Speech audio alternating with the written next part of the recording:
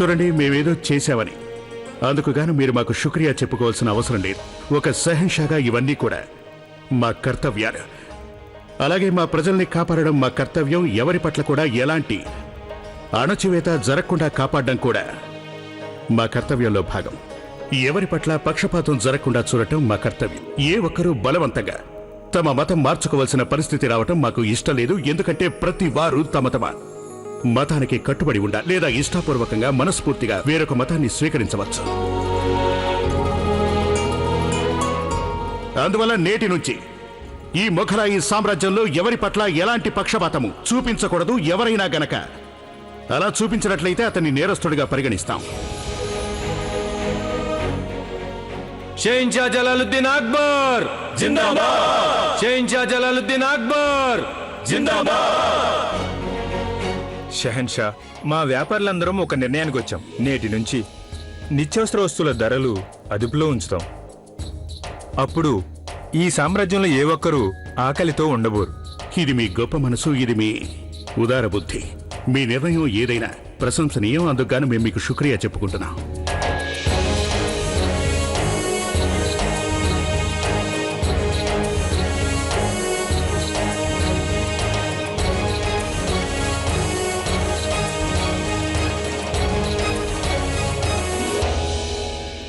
అరెరే, మా చిన్నారి రాకుమారుడు అప్పుడే నిద్రపోతే ఎలా? పాలు తాగగానే నిద్రపోతే అరుగుదల దెబ్బతింటుంది. అబ్బో, చిరునవ్వు చిందిస్తున్నారా? అంటే అసలు మీ ఉద్దేశం ఏంటి? మీ అమ్మాని ఆట పట్టించాలని ఆలోచిస్తున్నారా?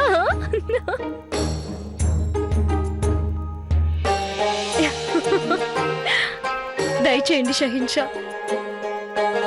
విచిత్రంగా ఉంది. వీరు మీ జీవితంలోకి వచ్చినప్పటి నుంచి మీరు మా సంగతే మర్చిపోయినట్టున్నారు జోధా. అదెలా? జోధా బేగం ఒకప్పుడైతే మా చెంత ఉండటానికి, మాతో సమయం గడపడానికి మీరు సాకులు వెతుక్కునేవారు. ఎలాగలా మా గదికి వచ్చేవారు. మరి ఇప్పుడు మిమ్మల్ని ఒక్కసారి చూడటానికి, మీతో మాట్లాడడానికి కూడా మా చూపులు, మనసు తప్పించిపోతున్నాయి. నేను మాత్రం ఏం చేయను షహన్షా. ఈ చిన్నారి రాకుమారుడు కూడా మీ ప్రతిరూపమే కదా. వీరికి స్నానం చేయించి పాలు పట్టించి ఆడించడంలోనే నా రోజంతా గడిచిపోతుంది. ఇక అంత కష్టపడక్కర్లేదండి. ఏది వారిని ఒకసారి మాకు ఇవ్వండి. మీరు జాగ్రత్తగా చూసుకోలేరు, నా దగ్గర ఉండనివ్వండి. మీరు రుకయ్య బేగంని కూడా మించిపోతున్నారు. ఇలా ఇవ్వండి, ఒకసారి మాకు ఇవ్వండి. ఏది మా బంగారు బాబుని ఎత్తుకొనివ్వండి. అరే, మెల్లగా మెల్లగా.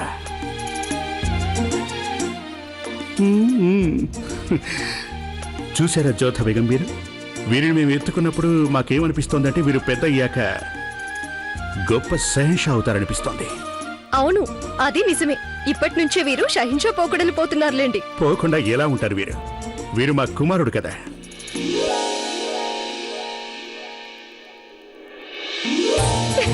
యా ఖుదా, వీరు మమ్మల్ని తడిపేశారు. చాలా బాగుంది. మీరు నవ్వుతున్నారా? షహన్షా, నేనెందుకు నవ్వానంటే ఇప్పుడేగా మీకు మీ లక్షణాలు వచ్చాయని మీరు అన్నారు. అంటే మీరు కూడా చిన్నప్పుడు. ఏది ఇలా ఇవ్వండి, నేను చిన్న రాకుమారుడి గారికి దుస్తులు మారుస్తాను. అక్కర్లేదు రండి. ఏదో వీరు మమ్మల్ని కొంచెం తడిపేశారు గనక మేము వీరిని ఎత్తుకోవడం మానేస్తాం అనుకుంటున్నారా మీరు? మీ అమ్మీజాన్ అనుకుంటున్నారు, మీ అబ్బాజానికి ఏమీ రాదు అనుకుంటున్నారు. మాకు చెప్పండి, వీరి దుస్తులు ఎక్కడున్నాయో మేమే మారుస్తాం. మీరెందుకులేండి షహన్షా, ఇలా ఇవ్వండి. ఒకసారి మమ్మల్ని చేయనివ్వండి జోధా బేగం. మీరు ఇన్ని పనులు చేయలేక అలిసి అలిగిపోయి మళ్ళీ మధురకు వెళ్ళిపోతారేమోనని మా భయం. అందుకని వీరి దుస్తులు ఎక్కడున్నాయో చెప్పండి, మేమే చేస్తాం. నేను అలా ఎక్కడికి వెళ్ళిపోను. అయినా వీరి దుస్తులు ఎక్కడున్నాయో చెప్పండి, మేమే మారుస్తాం. రండి, చూపించండి.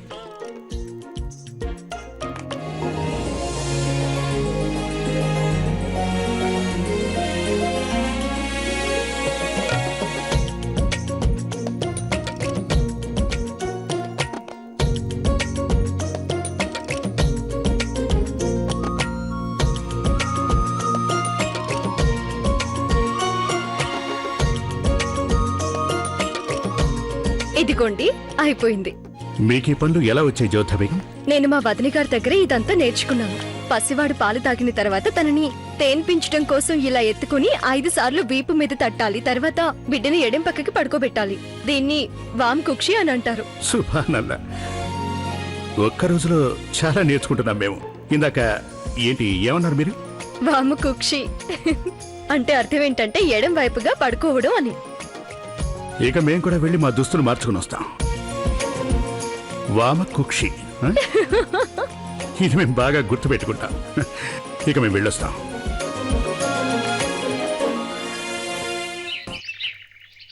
అయిపోయిందమ్మా, అయిపోయింది.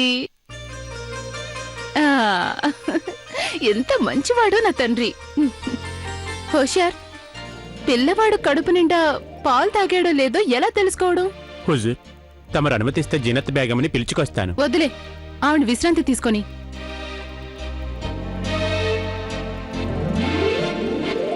చూడండి హుసేన్, ఎవరొచ్చారో చూడండి. మా విశిష్ట బేగం, మా చిన్నారి రాకుమారుడు ఎలా ఉన్నారా? హుస్సేన్ క్షేమంగానే ఉన్నాడు. తనేమో ఇప్పుడు పాలు తాగాడు. మీకోటి చెప్పనా, హుస్సేన్ ఒక్కోసారి నన్ను చాలా ఇబ్బంది పెట్టేస్తాడు. మీకు తెలుసా రుకయ్య బేగం, తమని సరిగ్గా చూసుకోవడం చేతకాని వాళ్ళని పిల్లలు ఇబ్బంది పెడతారట. అలాగా? ఏదో పెద్ద మీకు అవన్నీ తెలిసినట్టు. అరే, పిల్లాన్ని ఎలా చూసుకోవాలో మాకు చక్కగా తెలుసు. ఏది హుసేన్ని మాకివ్వండి. నీకా? మీకు తెలియదనుకుంటాను, పిల్లల్ని చూసుకోవటంలో మాకు చాలా గొప్ప అనుభవం ఉంది. అసలు ఏమిటంటే, పిల్లవాడిని ఎత్తుకునేటప్పుడు ఇలా పట్టుకోవాలి, 2 చేతులతో ఎత్తుకోవాలి. ఎప్పుడు ఒక చెయ్యి తల కింద ఉండాలి, అలాగే మరో చెయ్యి పిల్లవాడికి నడుము కింద ఉండాలి. 2 చేతులతో ఎత్తుకోవాలి. అప్పుడే తల వాలిపోకుండా జాగ్రత్తగా ఉంటాడు. అప్పుడు బిడ్డని ఇలా నిదానంగా ఊపుతూ ఉండాలి. దాంతో బిడ్డకి బాగా నిద్ర వస్తుంది. మీరు ఇప్పుడే పాలు తాగించారని చెప్పారు కదా, అంటే కాసేపట్లో వీరు తమ బట్టల్ని తడిపేసుకుంటారు అని అర్థం. కనుక మీరు దుస్తులు మార్చడానికి మీరు సిద్ధంగా ఉండాలి. దుస్తులు మార్చడానికి ఆలస్యం చేయకూడదు. పైగా మీరు పాలు ఇప్పుడే పట్టించారు కనుక అప్పుడు మీరు ఒక సంగతిని మీరు బాగా గుర్తుంచుకోవాలి. అది ఏంటి అంటే, పాలు తాగాక వీరి పొట్టలో వాయువుని చేరనివ్వకూడదు. ఒకవేళ వీరి పొట్టలో వాయువు గనక చేరింది అంటే దాన్ని బయటకు తీసేయడం చాలా మంచి పద్ధతి. పాలు తాగాక వీరిని ఇలా భుజాన వేసుకుని వీరి వీపు మీద 5 సార్లు గుర్తుంచుకోండి, 5 సార్లు మెల్లగా తట్టాలి. అప్పుడు వాయువు బయటకు వచ్చేస్తుంది. చూడండి, 1 2 3 4 5 ఇలా అన్నమాట. అంతే. చాలా బాగుంది షెహన్షా. మీరిదంతా బాగా అభ్యాసం చేసినట్టున్నారే. ఇదొక్కటే కదా రుకయ్య బేగం, వీరిని ఎడం పక్కగా ఇలా ఒత్తికిలా పడుకోబెట్టడం వల్ల వీరికి హాయిగా ఉంటుంది. సరే గాని ఇదంతా మీకెలా తెలిసింది? మాకిది ఎలా తెలిసింది అంటే, ఇదంతా మాకు కలలో వచ్చింది. అవునా? నాకు మాత్రం అలాంటి కళ రాలేదే. రుకయ్య, మనం దేని గురించి ఆలోచిస్తూ నిద్రపోతామో అదే మనకి కలలో కనిపిస్తుంది. మరి మీరు నిద్రపోవటానికి ముందు దేని గురించి ఆలోచిస్తూ ఉంటారు? ఏముంది, అంతఃపురంలో ఏ పనులున్నాయో ఆలోచిస్తాను. ఏ విధంగా మిగతా బేగంలకు శిక్షణ ఇవ్వాలో ఆలోచిస్తాను. ఓ అలాగా? అంటే ఇలాంటి సంగతులే ఆలోచిస్తారు గనక మీకు అవే గుర్తుకొస్తూ ఉంటాయి. పిల్లల గురించి ఆలోచిస్తూ నిద్రపోతే మీకు పిల్లల గురించే కలలొస్తాయి. మీరు నిజంగా చాలా తెలివైన వారు జలాల్. పోలేండి, అల్లా దయ వల్ల మేము మీకంటే తెలివైన వాళ్ళమని మీరు ఇప్పటికైనా ఒప్పుకున్నారు. సంతోషం. మీకు పిల్లల దుస్తులు మార్చడం ఎలాగో తెలుసా, లేక మమ్మల్ని నేర్పమంటారా? ఇలా వద్దొద్దు, ఇప్పుడు అవేమీ అవసరం లేదు. నేను ఆయమ్మని నియమించుకున్నాను, ఆమె దగ్గర నేర్చుకుంటాను.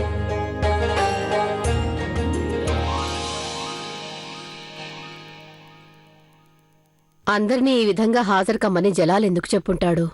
ఎందుకో నాకు తెలియదు అత్తయ్య గారు.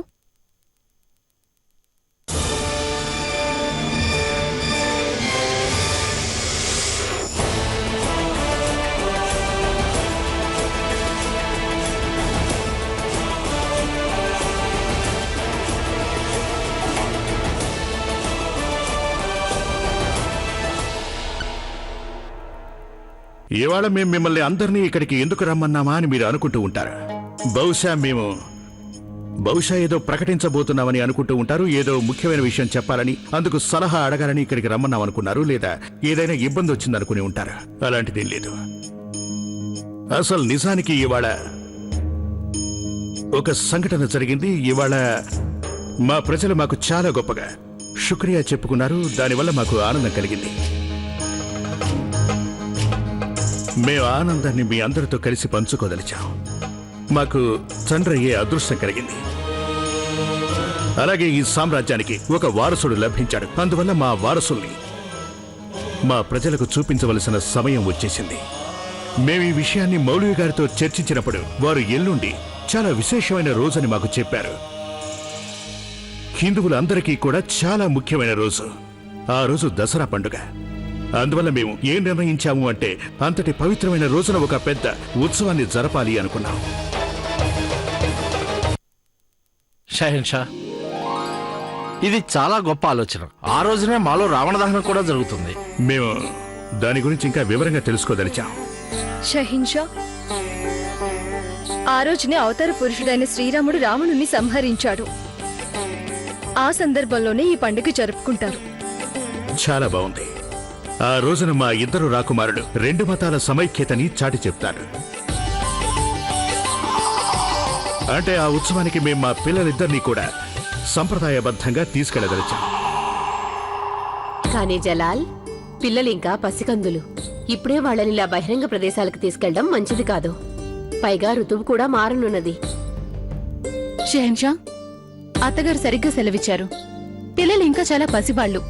వాళ్ళని ప్రజలకి దూరంగా ఉంచడమే ప్రస్తుతానికి క్షేమం. రుకయ్య బేగం అంటున్నది నిజమే షెహన్షా. సరే కానీ ఈ ఉత్సవం జరపబోయేదే మా పిల్లల కోసం. అసలు వాళ్లే ఉత్సవంలో లేకపోతే ఈ ఉత్సవానికి అర్థమే ఉంటుంది. షహన్షా, మీరు గనక అనుమతిస్తే నేను ఒకటి చెప్పదలిచాను. అలాగే చెప్పండి. నాకు అర్థమైనంత వరకు ఈ ఉత్సవం రాకుమారుల పుట్టుక సందర్భంగా జరగబోతోంది. అందువల్ల తమ రాకుమారులను చూసే పూర్తి హక్కు రాజ్య ప్రజలకు ఉంది. మహేష్ దాస్ గారు, ఏమిటి మీరు అర్థం లేకుండా ఎలా మాట్లాడుతున్నారు? రుకయ్య బేగం, ఇవి అర్థం లేని మాటలా లేక అర్థవంతమైన మాటలనేవి కాలమే నిర్ణయిస్తుంది. నా ఉద్దేశంలో మాత్రం ప్రజల కోసం పిల్లలు వారికి కనిపించవలసిందే.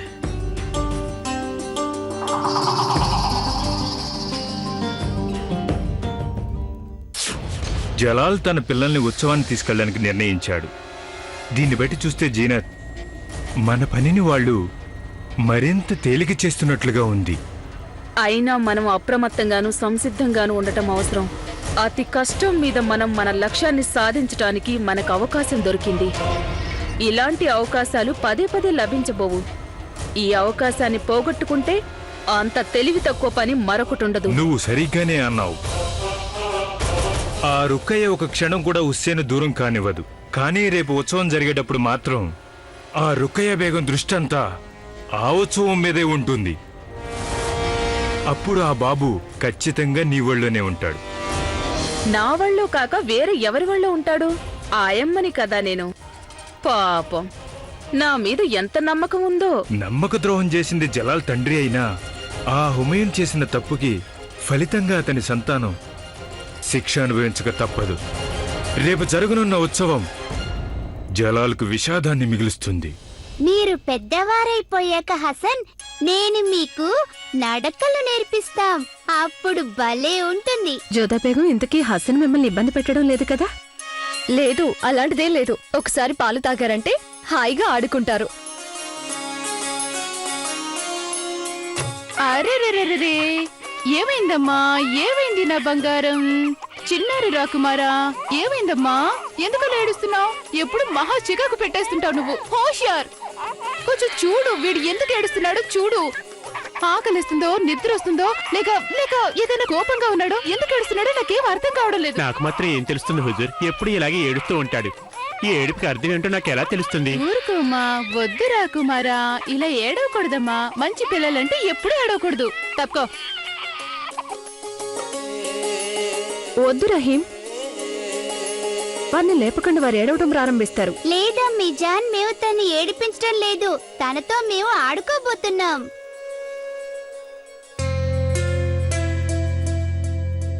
చూసారా, ఇది రాకుమారుల ఆట బొమ్మ. దీంతో రాకుమారులు ఆడుకోవాలి. అయినా చోటి అమ్మిజాన్, మీరు హుస్సేన్ ని రుకయ్య అమ్మిజాన్ దగ్గరికి ఎందుకు పంపించేశారు? తను కూడా ఇక్కడే ఉంటే బాగుంటుంది కదా. రుకయ్య అమ్మిజాన్ ఏమో మమ్మల్ని వారితో ఆడుకోనివ్వదు, కనీసం దగ్గరికి వెళ్ళనివ్వదు, ముట్టుకోనివ్వట్లేదు. ఇప్పుడు ఇక నిద్రపోతాడనుకుంటా. ఎందుకు ఊరికి తాగుతావు? వెళ్ళి ఇక్కడి నుంచి. నిద్రపో. నాకు కూడా నిద్ర వస్తోంది చూడు, అందుకని నువ్వు కూడా నిద్రపోవాలి. ఈరోజు ప్రశ్న: మహామంగ తనయుడి పేరేంటి? ఏ ఆదం ఖాన్, బి కుద్దూస్. నిద్రపో. నాకు కూడా నిద్ర వస్తోంది చూడు, అందుకని నువ్వు కూడా నిద్రపోవాలి. అలా అంటే ఎలా రహీం? రుకయ్య బేగంకి హుస్సేన్ విషయంలో చాలా వెంగుంటుంది కదా, అందుకే మమ్మల్ని తన దగ్గరికి వెళ్ళనివ్వరు. అసలు రుకయ్య బేగం హుస్సేన్ ని ఎలా చూసుకుంటున్నారో నాకేం అర్థం కావడం లేదు. తనని నేను చూసుకుంటానని ఆవిడకి చెప్పాను కూడా, కానీ అందుకు ఆవిడ ఒప్పుకోలేదు. మీరు బెంగ పెట్టుకోకండి సలీమా బేగం. రుకయ్య బేగం చాలా సమర్థవంతురాలు. ఆవిడ హుస్సేన్ని చాలా బాగా చూసుకుంటూ ఉండుంటారు. మహారాణి గారు మీరా?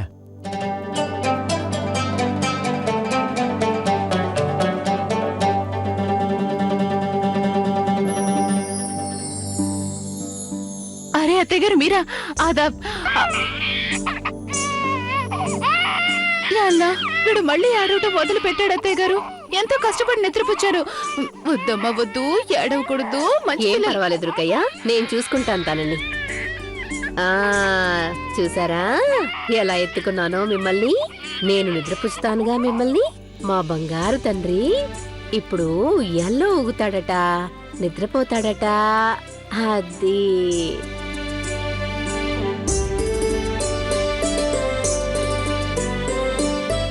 అరే అత్తయ్య గారు, మీ చేతిలో ఏదో మంత్రం ఉన్నట్టుంది. అదేం లేదు రుకయ్య, అనుభవం అలాంటిది. పసిపిల్లలకి ఉయ్యాల్లో ఊగటం ఎంతో ఇష్టంగా ఉంటుంది. నీకు ఇప్పుడు విశ్రాంతి అవసరం అనుకుంటాను. హుస్సేన్ నేను చూసుకుంటాను. ఇక నువ్వు కాసేపు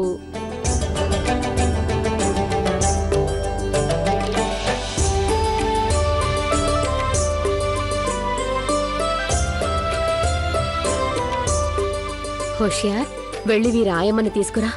ఒకవేళ మధ్యరాత్రిలో వీరికి ఆకలి వేస్తే మళ్ళీ ఏడవడం మొదలు పెడతారు. వెళ్ళు.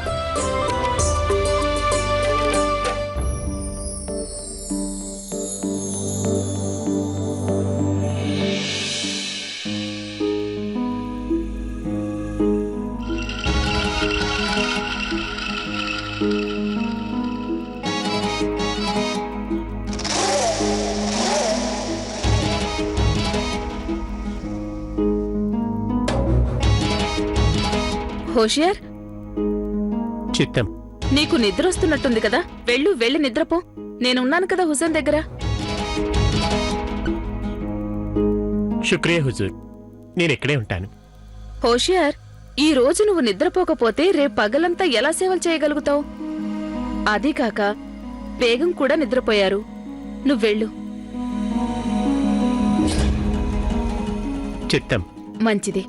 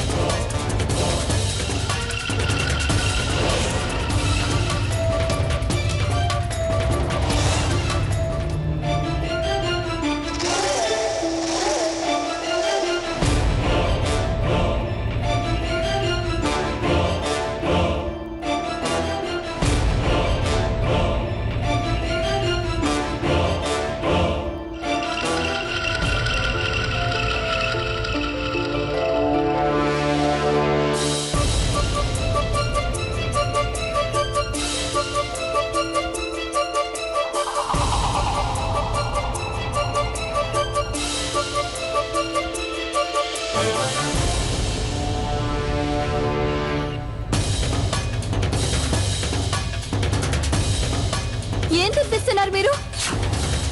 ఏం చేస్తున్నారు? ఏదిలా ఇవ్వండి. ఏం తెప్పించారు మీరు? ఎలా? అసలు చల్లవే లేదు. ఏం తెప్పించారు మీరు? రాకుమారా, ఎందుకలా చల్లలేదు? నేను ఇప్పుడే వెళ్ళి చెప్పేస్తాను. ఎలా? రాకుమారికి ఏదో అయింది. హుసేన్, హుసేన్,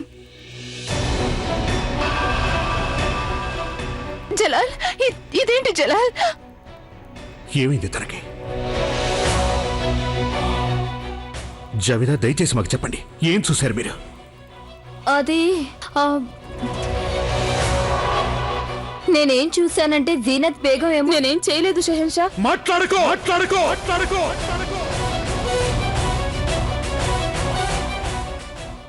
మీకు మీ వివరణ చెప్పుకునే అవకాశం ఇవ్వబడుతుంది. ముందు మీరు చెప్పండి, అసలు ఏం జరిగింది? ఈరోజు ప్రశ్న: మహామంగా తనయుడి పేరేంటి? ఏ ఆదం ఖాన్, బి కుద్దూస్ ఖాన్. సరైన సమాధానాన్ని జట్టి అని టైప్ చేసి స్పేస్ ఇచ్చి ఏ లేదా బి అని టైప్ చేసి 57575కి ఈరోజే SMS చేయండి. SMS కాంటెస్ట్ లో పాల్గొనండి. XXX వారు అందించే రోజుకో వెండి విగ్రహం మీ సొంతం చేసుకోండి.